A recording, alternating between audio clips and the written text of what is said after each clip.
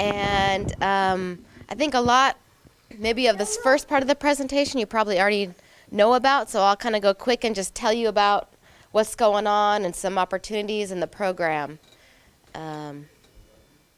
So you all already know me. I'm Melissa Lewis. I didn't put my name up there because we all know each other, I think.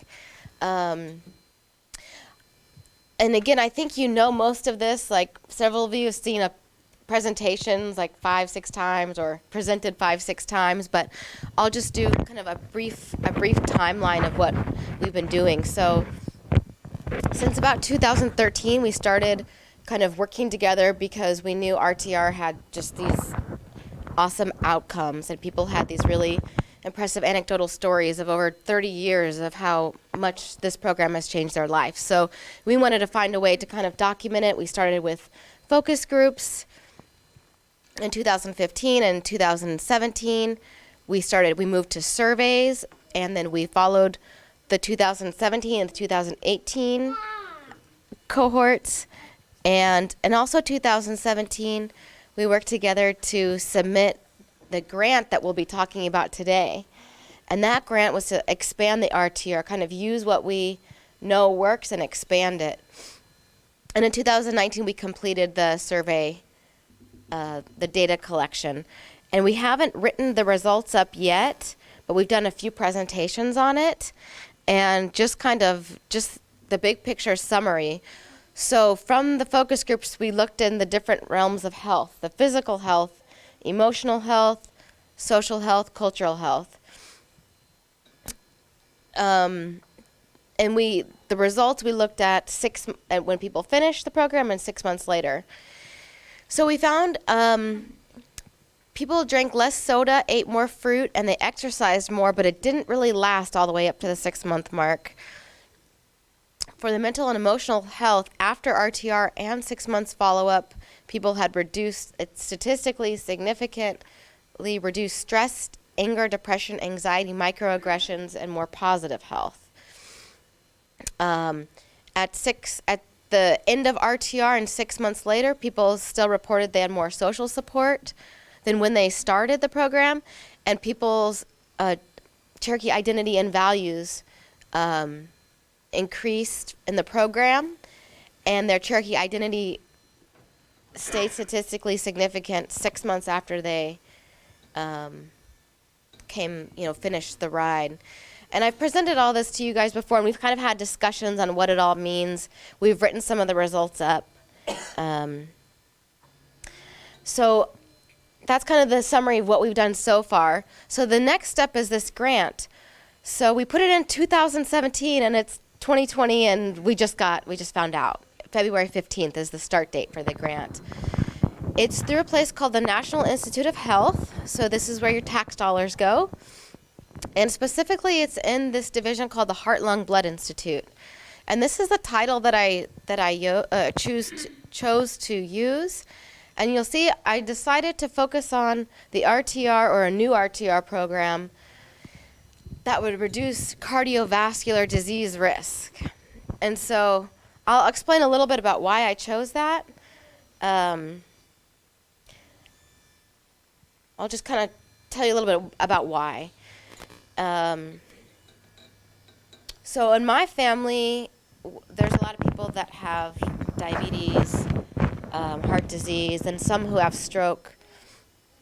And if you look in the very far right, it just shows Native people have 2 times higher rate heart disease than non-Hispanic white folks. They have almost 3 times the rate of diabetes, almost 2 times the rate of stroke, and have 2 times the rate of premature death in the general population. So this has been a side area that I've been interested in because of what I've seen my family go through, and also what I know happens in Indian country. So within Cherokee Nation, we were just talking about Stillwell. An article came out, was it last year, and then it just got edited a couple of weeks ago. But in that article, it said that the life expectancy in Stillwell, which you all know where that is 22 years earlier than the national average. And we know that anywhere in the world, Stillwell has the largest population of Cherokees. It's 42% Cherokee in Stillwell. So this was kind of a very big scare. It's been edited. The results are a little bit different, but essentially Stillwell still has like between a 7 and 10 year, lower than national average life expectancy. And I'll tell you kind of why that's a problem. So here's our jurisdictional area. So Native people, Cherokees and all other American Indians, only represent around 16% within our own jurisdictional area. But if you look at the left-hand side, that slide there is the heart disease death rate per 100,000. And usually when people think about heart disease, they think you need to change your diet, you need to change your exercise. And they do a lot of studies about like zip codes. And they say, oh, people don't have access to good foods, or there's no sidewalks, so people can't exercise. But everyone in this chart has the exact same access to food because we're all neighbors. We're all living in the same area. So there's something happening for American Indians and Cherokees up and beyond what's happening to the neighbors, our neighbors in the area. So the Cherokee Nation Public Health Department has released several reports on heart disease. I think there's another one coming out. But starting in the 30s, if you look at every age group, 30 through 100, heart disease is the #1 killer. They also found that heart disease deaths have totaled just in a 2-year period, 7,500 years of lives lost, kind of potential lives lost, like kind of prematurely due to heart disease. So whenever I see that, it makes me think, so these are our grandparents, these are our aunts, our uncles, these are our matriarchs, these are our culture keepers, and because of this disease, they are being taken from us earlier than they should be. This is really upsetting for Sky. It's okay. Lane, give her a hug. I did find, though, although the Stillwell numbers are they've been quite different in the reports, I did find that between 2010 and 2015 in Adair County, there were 1,400 deaths with life expectancy of 70.9 years, which is 8 years under the national average. So it's really a cause for concern. It's really kind of, to me, this should be a state of emergency. So clearly the prevention efforts for heart disease around American Indians is not working well. I'm not saying here in Cherokee Nation, I'm saying anywhere. The standard of care is not working well with these disparities being as big as they are. But there has been a bit of a shift in research around heart disease with Native people. And you can hear things like culture as treatment and culture as prevention. And you'll hear that for things around mental health. You'll hear things around physical health, heart disease, cancer, just kind of the whole spectrum of health and well-being for Native people. So with this kind of theory, things like stress, trauma, and discrimination that we know Native people experience more than non-Native people increases illness and disease, and participating in cultural activities, having a strong tribal or cultural identity, and having a strong community and feeling of community membership increases your health and well-being. I know this is kind of a busy slide, but this is essentially kind of expanding on what I just said. So people are kind of finding out that things like historical trauma, early childhood stress, adult stress, they lead to depression and anxiety. And we know Native people experience these things like ACEs almost 8 times more than non-Native people. That leads to mental health risks, and we know if someone's depressed, they're twice as likely to have heart disease. So it's kind of a not likely pathway, because we'll still go to our doctors, and if we're gaining some pounds or we're pre-diabetic, our doctors will tell us to lose weight, to exercise, and change your diet, but that's not the full picture. The other thing that happens with things like historical trauma is disruption of traditional life ways. So I've been thinking about onions a lot lately. If anyone's been seeing my Facebook, I have a lot of onion questions. So if you think about, you all have been to North Carolina, you've been to our homelands, they have ramps. We don't really have ramps here. So if we just use that as an example, because of colonization, we've been removed from a plant that we have been collecting for, who knows, thousands of years, that has micronutrients that have helped us have a healthy microbiome for thousands of years, which we don't have attachment to. We don't climb up those steep hills anymore and increase our heart rate. So just that one thing, we could go down the list of hundreds of things, has changed us. And not to have ramps here and not to be in our homelands, that's detrimental for our heart health. Does that sort of make sense as far as how this kind of theory works? So then that all leads to increased risk factors, reduced protective factors, and increased incidence and mortality of heart disease. And so I guess before I go on, I just want to make a note that, again, this is, I've found that the RTR program and the core components, they seem to be really powerful. And what you all have been through, your stories that you shared with me, have been really powerful. And I think heart disease, which is kind of where we decided to go for this particular project, is one of many. It's one step in a staircase. And I hope this program continues. I've heard people say that they wish that there were similar programs for veterans returning, similar programs for young children. So again, this is one outcome, but I think the program is strong enough, the components are strong enough to do different outcomes.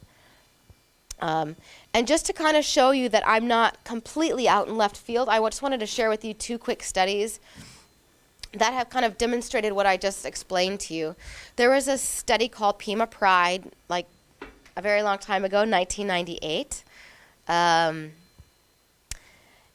they took indigenous people in Arizona and they randomized them to two groups. One was called Pima Action, one was called Pima Pride. The Pima Action, they had to burn 1,000 calories a week. They had to meet with the nutritionist. They had to have a monthly activity log. They went to weekly group meetings to look at their diet and exercise. And the nutrition staff, the dietitians even came to their house. So it was kind of pretty intense diet exercise focus. Then there's the Pima Pride group. So this is what, well, I was going to say this one feels a little more RTR, but maybe it's both of them combined. But anyhow, the Pima Pride group, it was self-directed, but it was focused on learning Pima culture. They only met once a month, this group did, compared to the other group meeting once a week. And they had, their leader was a member of the Pima tribe. And they did things like had group discussions about lifestyles in the community. They had other local speakers. They had talked about Pima culture and history. They made baskets, Tahana Autumn baskets.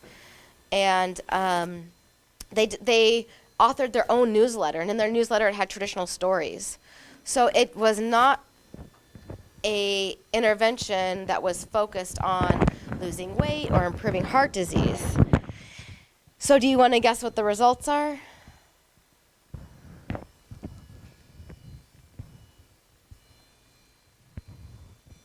Let me just tell you. Okay. So they did a 6-month and a 12-month follow-up after it was done. And for physical activity, both increased physical activity at the 12-month mark. That action group, the one that had the exercise and diet, they gained more weight 12 months later than the Pride people, the folks that did the cultural training. The Pride members had a decrease in waist circumference that was significant that the other group didn't have, and they had lower, the Pride group had lower insulin levels 12 months later. And so this is kind of a neat example of the start of like researchers and the medical world thinking differently, understanding that culture is very powerful, and especially powerful indigenous people. One other study I want to share with you that occurs in Honolulu in Hawaii. They did, I think that they randomized, if I remember correctly, to two groups again. One, this says standard care, but it was actually a waitlist control with handouts about your blood pressure because they were worried about heart disease. The other one was a hula intervention. And this intervention was done by, well, we would call them elders. So there was cultural protocol, there was spiritual protocol, the meaning behind the hula, the history, and they did that for 12 weeks. They did a 3-month follow-up, and they found that hula group had reduced blood pressure, they had reduced bodily pain, and they also found that social functioning was associated with any blood pressure improvements that happened in either group. So again, that social cultural piece is just the critical component that's been missing, I think, for a while. Okay, so that's the background, and that brings us to today and the new program that we have the opportunity to create together. There's a lot going on here, but this number one is kind of the first year of the program. Here are the things that we need to do. To use the strengths of the RTR to create a new program, we need a community advisory board to do that. We need a focus group of people to ask their opinion on what a new program would look like. We're going to do online surveys. We're hoping to do it on the RTR website and to get potential people, I don't know if you all know numbers, but I can't remember the last number, but a lot of people go to the website, and you guys get a lot of questions about, I want to participate, but I'm over the age of 25. So we're hoping to capture those people and ask them, would they be willing to participate? What do they want to do in this kind of program? We're also going to focus on the allotment era instead of the removal era, and that's for a couple of reasons. One, has anyone read, now I'm forgetting, so Rose Strimlau has a book about the allotment era. Sustaining the Cherokee Family. Sustaining the Cherokee Family. Has anyone else read that? You need to read that. So maybe David can share with us, and maybe I shouldn't compare, but eras of colonization, they're all very detrimental. But allotment era did things that the removal era didn't. So it divided up families and communities with the physical allotments, with fences. It changed the way our communities interacted with each other or didn't interact. It changed the family structure, the roles of women and men. And so all the things that you all learned about the removal, to me, when I learned a little bit about allotment, it was even almost doubly shocking that something happened that it feels not very long ago was so powerful in the destruction of our cultural and life ways. So that's something we wanted, and it's not taught. We always say there's barely anything about the removal in the history books. There's like nothing in the history books about the allotment era. So this is another era that needs to be discussed, and we need our kids to know about. Lawrence was saying that, I don't know if I can share about the kids, some of the kids. They wasn't sure, about what actually the sign meant over at school, and I think that's where the trail ended, what's the trail about, And I'll just repeat that if anyone's watching. I don't know if anyone is, but Lawrence just shared some of the kids that he works with out there in Stillwell don't even know what the sign is. There's a sign in Stillwell that says the end of the Trail of Tears, the end of the removal. And so, again, this is an area that I think could be powerful. Age of participants are 25 and older. In the first year, we're going to have monthly meetings with a community advisory board. Community advisory board. We move on to the second stage, the second year of the project. Actually, sorry, that's not true. In creating the project, we're going to stay within the jurisdictional area. It could, as far as how we do it, it's really up to what the community advisory board says. Do people want to bike? Do they want to walk? Do they want to canoe? Do they want to do a combination? How do they want to travel from each historical site to each historical site? Some of the historians, teachers that have committed themselves already. That means you're committed, David. Can't back out. We have Jack Baker, David Hampton, Wyman Kirk, Julie Reed, and Rose Strimlau. And if there's other people that you think would be good for any of these areas. Actually, maybe this is a good time. If there's someone we're missing, we kind of have just a group of people that we know and we've talked about this topic before. But if there's other people that you think would be good for this and you're willing to share their names, feel free to share them, and they could possibly be experts to help with a historical curriculum or be part of the community advisory board. And lastly, something that we had talked about is in the new intervention, in the new program, whatever it is, there'll be 40 people. It'll be divided up into groups of 10. So this will be a pilot. So we're going to see how effective we are. So it's going to start small. If it works well, we'll try to expand it. But because there'll be 4 groups of 10, we are going to need 4 program leaders. And we really wanted the RTR alumni to be a program leader for the new group because you all have been through it. And this is your chance to kind of show off what you've learned in your leadership skills for this next generation. So who we need? So we need community advisory board members. We need between 5 and 20 people to advise what that curriculum will look like. Meet every month for a year and meet quarterly years 2 through 5. We'll feed you guys, hopefully as good as this time. We'll do mileage reimbursement. We don't have enough money to pay people a stipend, but like I said, we'll give you food, we'll give you mileage reimbursement, and then you'll be a part of something that we're really excited about. So there's two other who we need. So one of them, so we need project leaders. We won't need them for another year or so, but they have to be RTR alumni. They have to participate in the training, and they have to be able to lead the participants in the new program. We don't know what the new program will look like.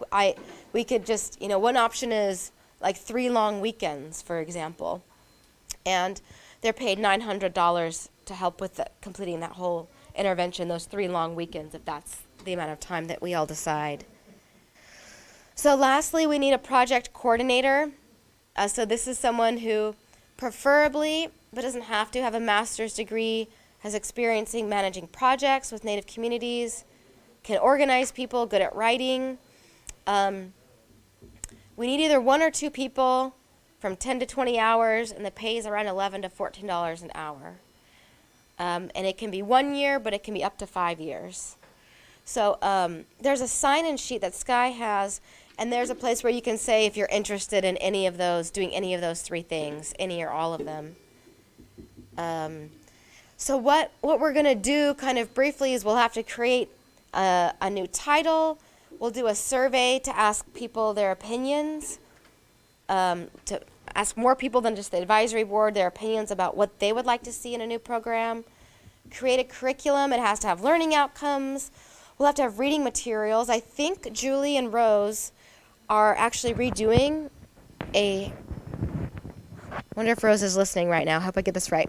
They're redoing a Cherokee history book, and one of the chapters will be in the allotment, so they can work with us as they're editing that book, and they can possibly make some reading materials for us.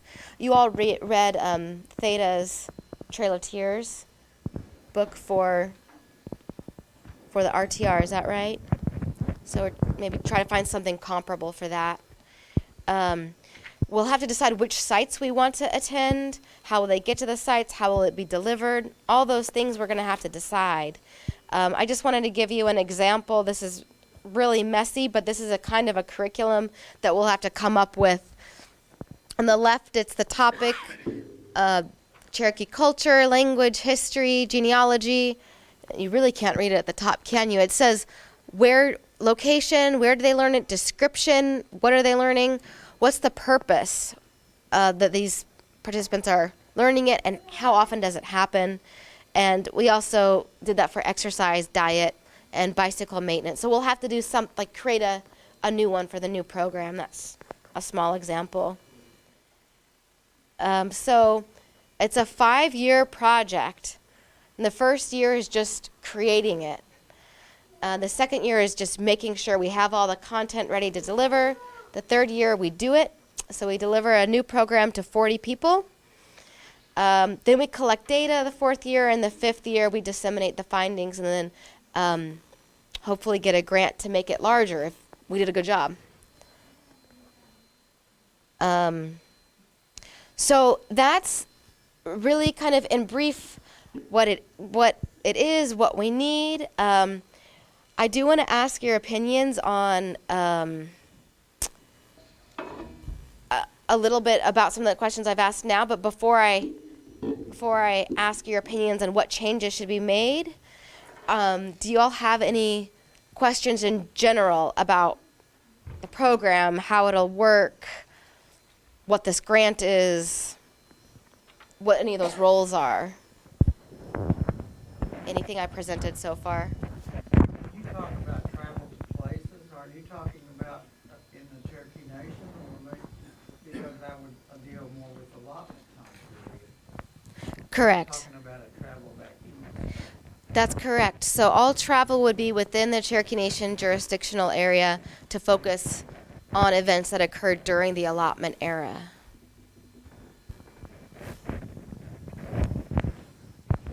Any advisory board looking at folks that are probably live inside the 14 counties as well? I mean, if RTR folks live in Tennessee, not in mileage for that, but No, I mean, we're kind of flexible at this point. Kevin just asked if community advisory board members have to be in Tahlequah or have to be, I suppose we can work to use Zoom or another video conference if someone is really interested. They're just people that are interested in helping putting a curriculum together and might have some expertise in a certain area to share. So I think we can be flexible right now if someone is in Oklahoma City. You kind of touched on like the distinction between like physical health and then like cultural, social health.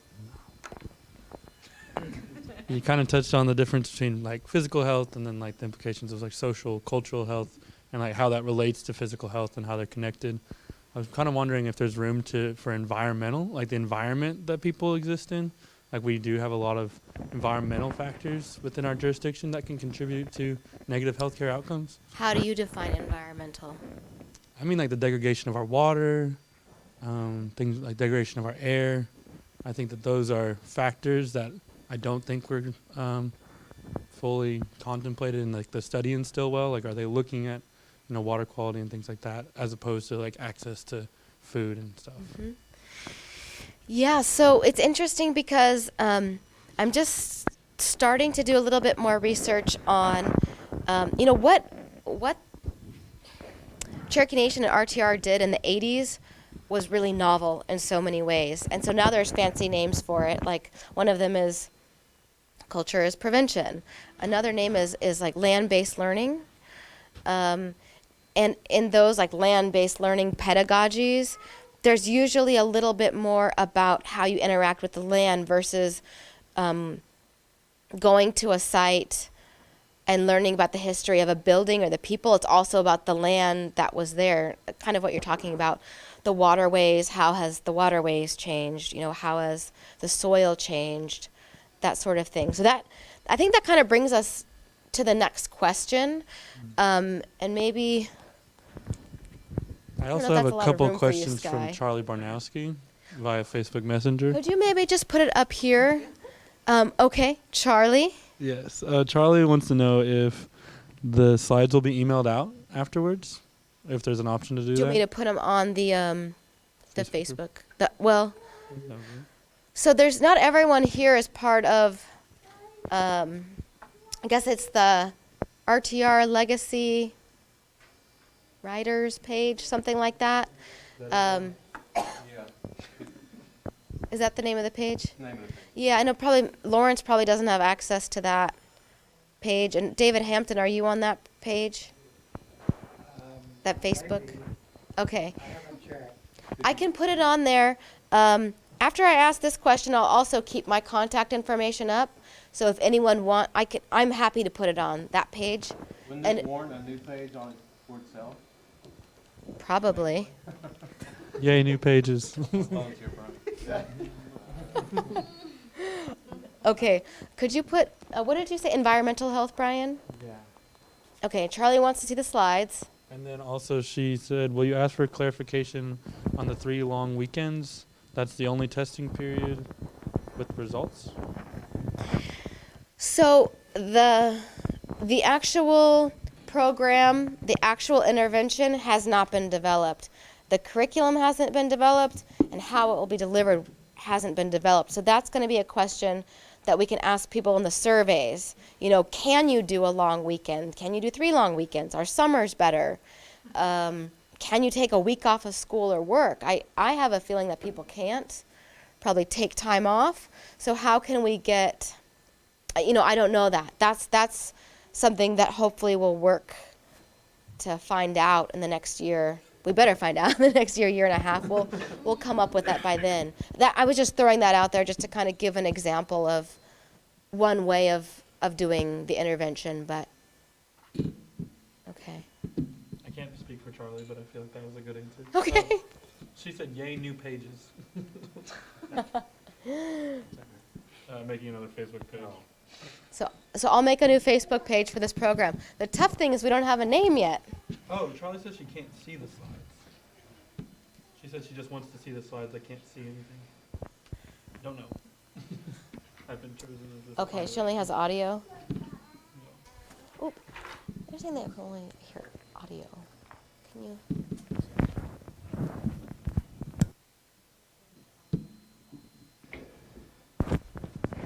All right, we will have tech look into that.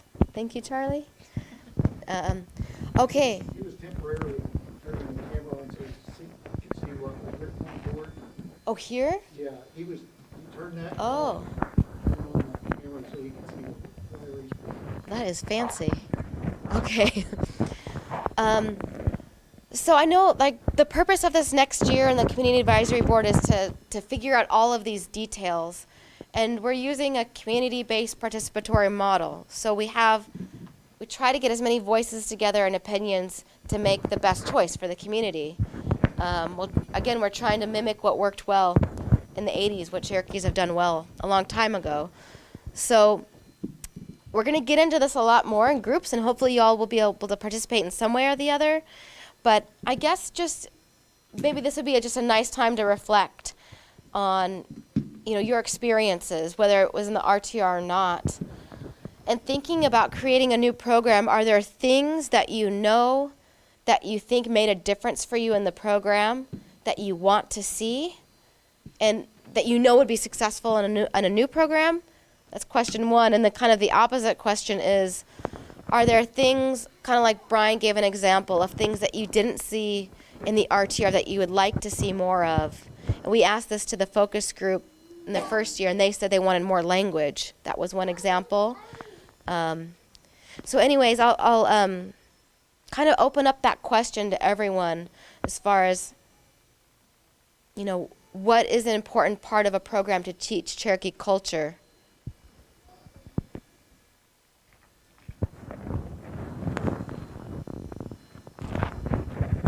We started out reading from the journal.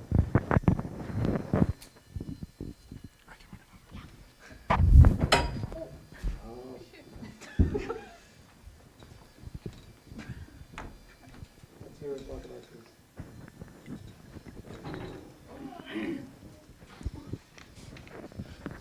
So we always started every day and for our training as well as on the ride reading from the Buttrick journals, and that made a great impact on the mood of the day, and so that was a powerful thing for me.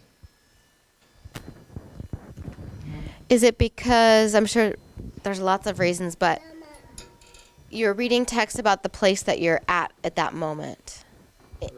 Anything else about that that's powerful, important, do you think? Sorry. Yeah, yes, it was just impactful that it was where we were reading, like you said, from that location. A first-hand account in the same location. And even though you might not be writing by specific historical sites and historical landmarks, you also realize during the ride that day, don't make me cry already, that there were graves all along there that you didn't see marked, Right, but we knew that. right. Can you put I think kind of, in place or firsthand accounts? Thank you. I think kind of like extending from that, from a historical point of view, because you said it'd be focused on like allotment, just kind of that exposure, like you were saying, like you're riding by graves that you wouldn't even know are there.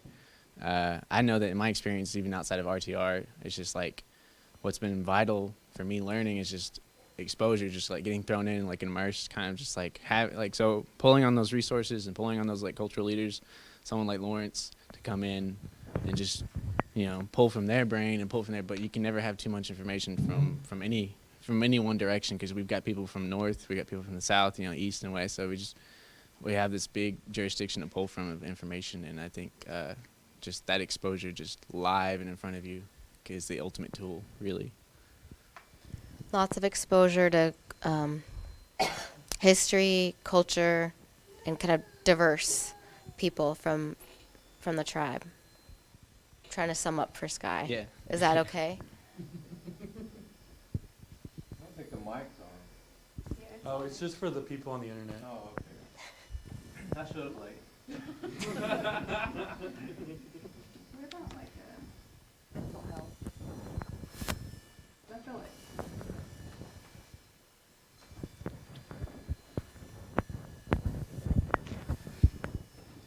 I feel like mental health has always been a thing that we focus on every year, and we don't even realize it. I mean, it's almost like something that we don't talk about. And I notice that every year that I've trained, when I start talking to the riders, it brings up a lot of deep stuff, like what you're going through at the time and what you're feeling. And they don't realize that everybody else is going through it too. So, I mean, I don't know how you could, because I feel like that does all stem back to what we talk about, the historical trauma part. Like everything has been like just passed down and passed down, so. It's like we could talk about coping strategies. Yeah, and things like coping. that. Just like tools to, I guess, use to get through it. I wonder, it's depressing coming back after the ride, because you've been stuck with the people for like 3 weeks, and then all of a sudden you're just like torn away from your family, and then it's just like, well, what are we supposed to do now? I wonder if there's two things there. One, the mental health piece, and two, part of the intervention being not tearing people from one another, like a slow fade out, maybe. Or that. Those can both be put on the table. Real world tailhope. An RTR townhouse in Tahlequah. Part of that could be historical trauma as well, right? Tell me more, Kevin. She was just talking about mental, no. Stop talking then. So Sarah was just talking about mental health, and I thought that perhaps part of that was historical trauma of our ancestors. So the mental health part's really interesting because it's the one of all of the areas of health, it's the one that Cherokee Nation and Eastern Band both don't actually focus on. But it's the one in our results that had the most significant results, and they were like surprisingly positive, more than most programs that I see. And I'm a licensed marriage and family therapist, so this is a little bit unusual in a very positive way. So is it that we just continue to, we know that culture is an important aspect of mental health and we focus on that and bump that up, or do we add any things from what we know about like behavioral health field? I don't know. I mean, that's a question that I've been thinking about. What is going to be most effective? There's something about RTR already very effective for mental health. Melissa, just piggyback on what Sarah and Kevin have been saying. On the ride, you don't have time to process much. You're on the go constantly. You finish up the day. You got to eat. You got to clean up stuff, get ready for the next day, and so you really don't have time to sit around and process what you've seen that day or what you experienced, something emotional. In '84, because we were camping every night, we had a fire, and we got to sit around that fire and talk to each other. That's what's missing from the ride now, is there's no feedback from each other about what we saw and how it made us feel. So I think that if you could incorporate that into this program, that'd be great. So if people can talk to each other about how they're feeling and what's going on or what they thought about something. So just thought I'd throw it out there. I thought about our campfires back then.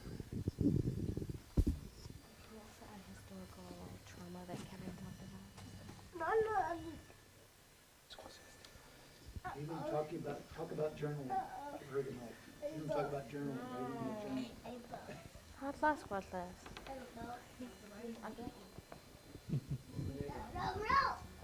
I was thinking about like what Jake said about the like just using all the resources, and I have a friend that she does titles in Cherokee County, and so every time she does a title, she goes all the way back to that allotment, and to think about talking about the allotment area, that all this land was allotted, and so she goes back on that title for so and so, and she goes all the way back, and I just think there's a lot of resources there, those testimonies from the Dawes Commission, those original allotments that can be, as far as we're talking about like journals and things and connecting with, that's a really direct way of connecting with those folks' stories.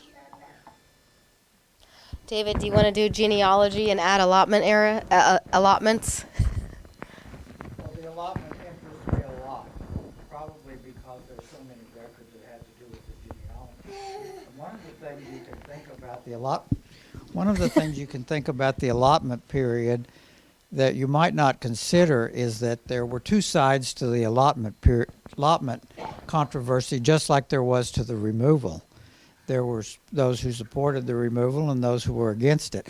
There were also those who supported the allotment and those who were against it.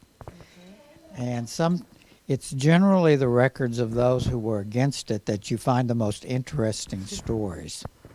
I liked the parts in Rose's book about how people tried to trick the interviewer, some of the things that they would say so that their friends and family and neighbors would not get their land allotted.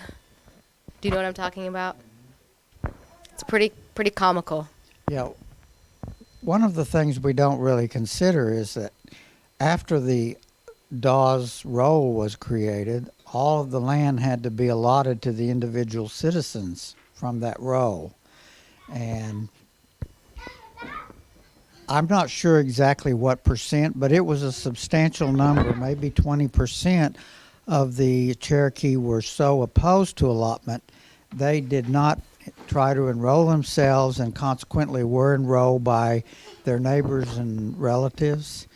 And sometimes their enrollment didn't include all the family members because of that, especially small children. And then when it got time to select their land, if they refused to do so, somebody arbitrarily had to assign them their land. And that's one of the things Rose talks about in her book frequently, is problems that were created in future years after the land assignments may have been given to the wrong member of the family. Maybe you can put down allotment era, like people for and against it. I guess that's a good point too, because just with the removal, when you learn about your family history, some people learn they're descended from people who aren't seen as good in our history. But through the ride, people find out that the history is the history, that there was no good answer. Cherokees were put in a position of where there's no good thing to do, to stay or to go. So that's something to think about. They're going to learn about their family. Were they pro-allotment or not pro-allotment? What did that mean? And how can they make peace with that? In one of the focus group interviews, it sounded like people made peace with knowing that they were from a descendant of a Ridge family by the RTR, because everyone came together and said, we're Cherokees and we were put in a bad position and we're not going to let that divide us. something I remembered.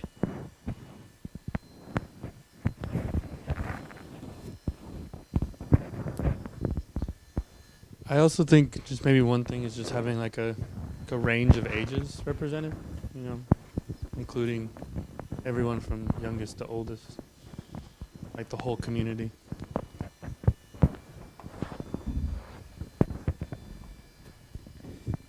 Sarah, I was thinking about your comment and then what that would look like for the facilitators versus the participants too.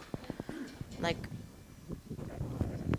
what do you think they would need? Like, would they need additional training in mental health, or is there something, I don't know. I think it would help to have that extra training in mental health. I mean, I feel like, I've gone through a lot of personal stuff on my own, which is how I feel like I was able to deal with, or at least like try to help somebody within the bike ride. So I would think it would be beneficial to have some type of training that could help. I don't know, not necessarily that you can't be like a counselor out there, but but you almost have to be.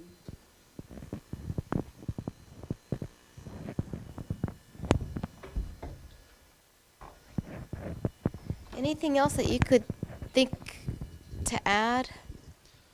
Charlie says, okay, I love what Will said, but not only is our processing together missing from the ride, but also in the Cherokee communities in general. We have these communities and everyone belongs somewhere, but it ends there. Our familial culture as a tribe altogether is so lacking.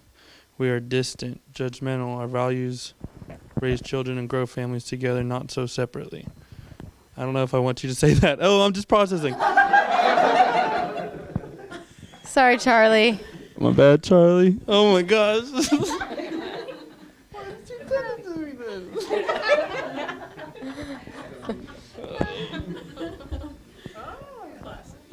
Well, now that it's been said, Oh my gosh. does anyone have any thoughts or comments on it? Maybe Charlie will. I don't know. I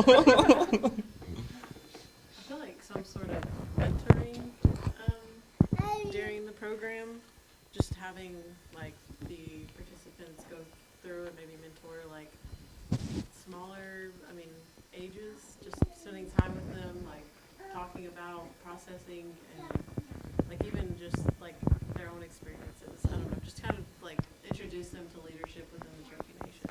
So the participants of the program have to also give back to another group. Is that what you're saying? That's what we ask the bike riders to do, is to give back.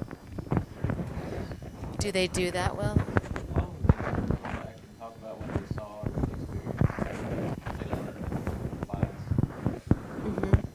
You all don't measure that or keep track of it anyway. We don't measure that. No, we don't. We haven't measured it before. But that's what we asked them to do when they're interviewed and during the ride or during training. We asked them to go back into their communities and share what they're learning, you know. I kind of wish that we could, after the ride, like, you know how everybody, sorry, Brian, You good?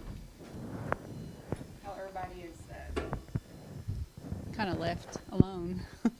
And if we could, like, every month, like, go do something within the community, like, either, like, I don't know, like helping clean up elders' yards or, like, go out and planting, like, maybe, I don't know, just, like, doing stuff together and, like, and that helps the community, too. Or like learning, like how to gather and plant and stuff yeah. like that. Just learning those traditions, because a lot of us don't know. But to do it together, I think would also help some of the processing of like historical trauma and what's been lost. Yeah.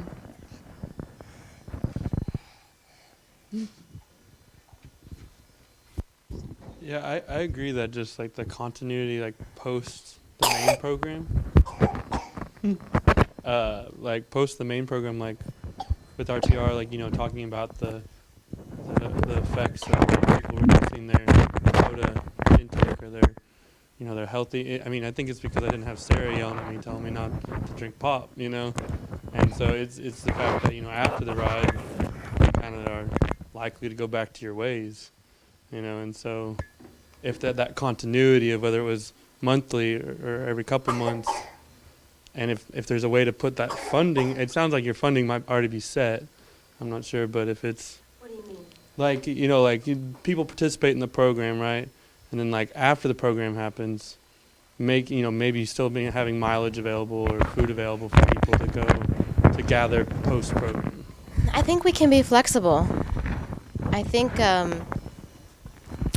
there is no set date that the intervention has to happen, that it has to be 1 week, a month, like 3 weekends. I think we can be flexible and make it happen. And the other thing that might be interesting is, so the participants will get money for filling out a pre-survey and a post-survey. But other than that, they won't get paid to do the intervention. And so I'm torn because I think everyone deserves to be paid for their time, but I also think that community values, money's not part of that either. So maybe it might be a good thing if the follow-up activities are for people who want to do it because they've learned the lessons to take care of their elders, take care of the waterways. Sometimes it's just hard if you don't have the gas money, I guess is what I was saying. Maybe That's where I'm kind of torn. kind of torn on it. But I think we can make that intervention however the group wants to make it. I think we can find the funds to do it in a way to make that happen. That's still flexible.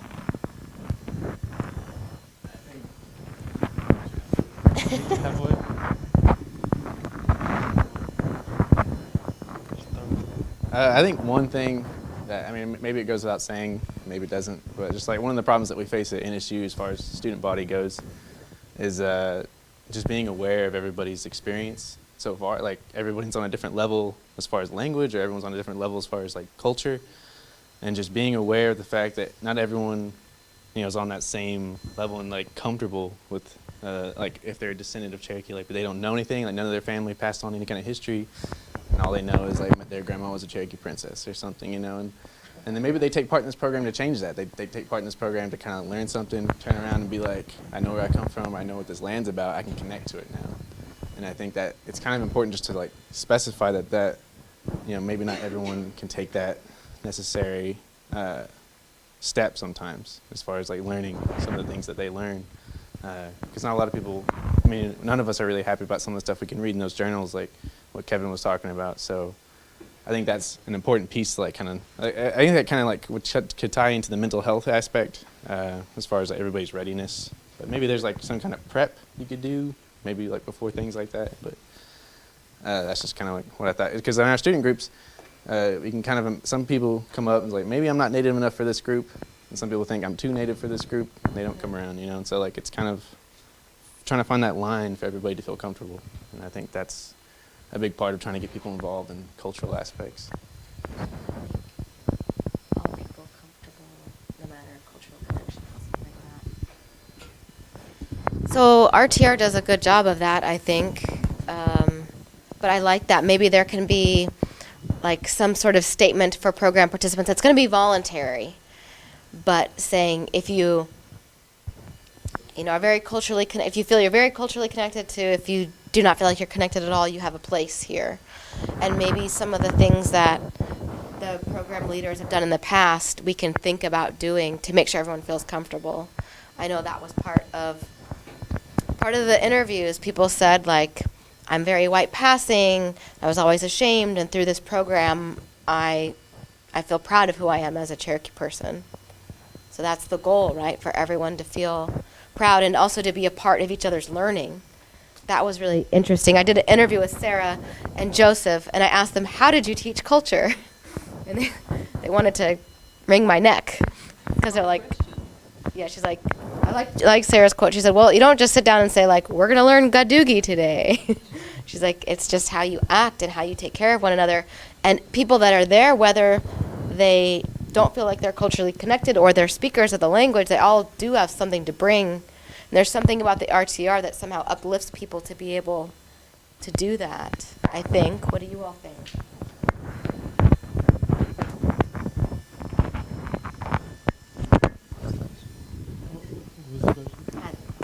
I had some thoughts just like on what Jake said, that like, 'cause I think he touched on something like pretty powerful and pretty pervasive, in our communities. That's just like talking about like community health, like the health of our community as a whole.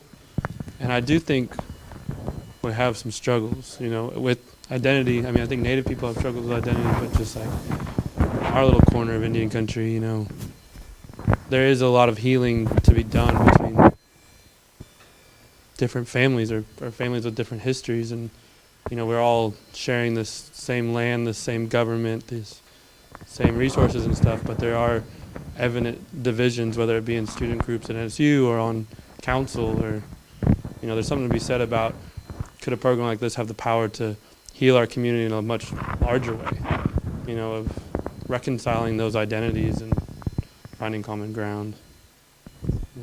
Maybe put up community health, and one aspect of community health is identity, Cherokee identity, or? Yeah, I mean, I think Cherokee identity, because Cherokee identity is so broad. You know what I mean, that's like 300 years of change in what it means to be Cherokee, and there's, you know, traditional ideas of identity, but then also what has emerged over time, and I don't know. I think I'm going down a rabbit trail. Anyone want to add, maybe? Just add, you know, to that, you're probably speaking about culture and values. Sorry, culture and values.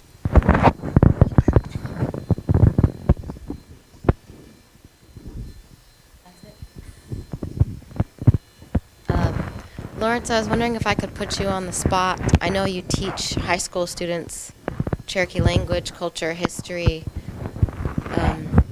Is there anything that you think would be important about a program to have people learn about Cherokee values and to become? Yeah, I think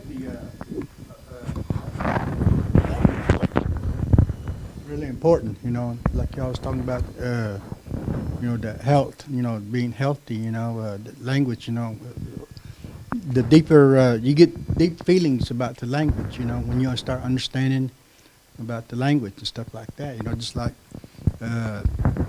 for instance, like a Cherokee preacher, you know, when he preaches to these elderly, somebody who speaks Cherokee, understands Cherokee, you know, they really get a really deep feeling about it, you know, it just really glorifies them. Okay, and I think that's that's a mental health additive also too, you know, to learn language. They have language classes, you know, somewhere that's continuous, or even once a month or somewhere, you know. But it's really it's kind of really tough to really get people to come, you know, to a language class too, although it's free and everything. A lot of people think it costs, but it does. It's not. It's free. Free as can be. All you gotta do is bring your interest. Yeah. So that might be interesting, just to put barriers to learning a language too, because it sounds like even though actually in the RTR, and also that study that was done early 2000s, people always say, like 80 to 100% of people say that they wish they knew more and that they would be willing to participate in more language classes, but like you're saying, it's free, but the attendance isn't always great, so maybe the barriers to learning Cherokee too. But I think sometimes what hinders some of the elders, you know, people who are fluent speakers to come, you know, is that, you know, maybe they have to watch the grandkids, or they have no transportation to get to. Because I know that was some of the issue. This one place where I taught, they lacked transportation, you know, or they had to watch the grandkids and stuff like that. So they felt if they got behind the class, you know, what was the point of coming now? Yeah. And that's kind of a lack of understanding of Cherokee values too, to not be able to make it family friendly and to be able to provide transportation for in rural places. I think what advantage I have sometimes with the elders, you know, I can speak to them, you know, in Cherokee, and they can understand, you know, the language. You know, if they have a hard time trying to understand and, you know, comprehending in English, you know, it's always, it's my advantage to go and speak in Cherokee to them, tell them, you know, what's going on or what I'm asking to do and stuff like that. 'Cause it's doable, you know, Cherokee, you know, and to teach Cherokee, you know, like the prefixes, in and suffixes and so forth. It's doable.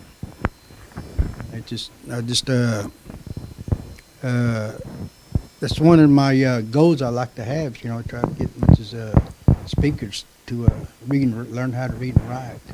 But like I said, you know, it's always that, you know, either they're having trouble getting there.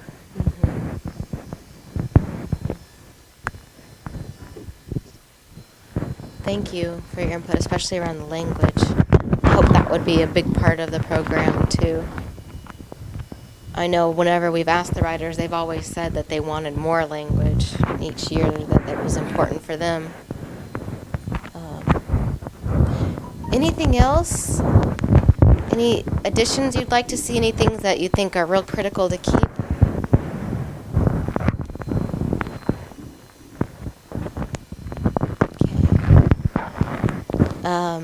Did everyone get to the sign-in sheet? Did it come around to everybody? Oh, no. All right. Anything else that anyone wants to say before we finish up today? Okay. I just really appreciate your time, and I'm excited about this project, and I hope I can work with all you guys. And if you have any questions, real quick, I was going to put my contact information up. We need to put an advisory board together by next month so we can meet again and really kind of start digging into this. You are all invited. And if you did mark that you were interested, I'll contact you by email. If you're thinking about it and you're not sure, you want to let me know later, you can just email me or call me. But thank you guys for coming. Take some food home if you can. And I'll see you all next time.